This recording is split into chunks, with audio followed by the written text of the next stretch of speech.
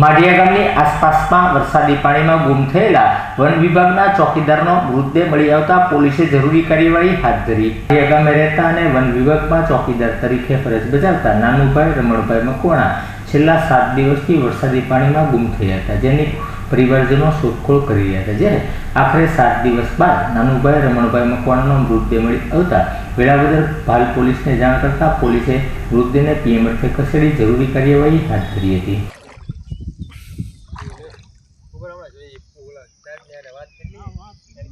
અંદર ટ્રેક્ટર આવે એવું છે અને આ ભાઈ એનો છે ને લઈ લે આકડ નહીં તો હા લે એમ લઈ લે ઓલું કાક લાકડું એક ગોતો ને લાકડામાં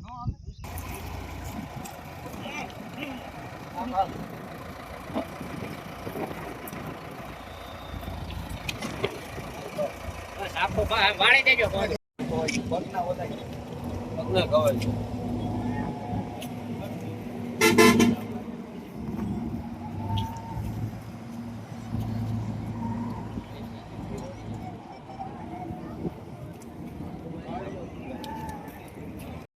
મારું નામ હિંમતભાઈ પ્રેમજીભાઈ ચૌહાણ, ગામ માઢિયા, તાલુકો જિલ્લો ભાવનગર।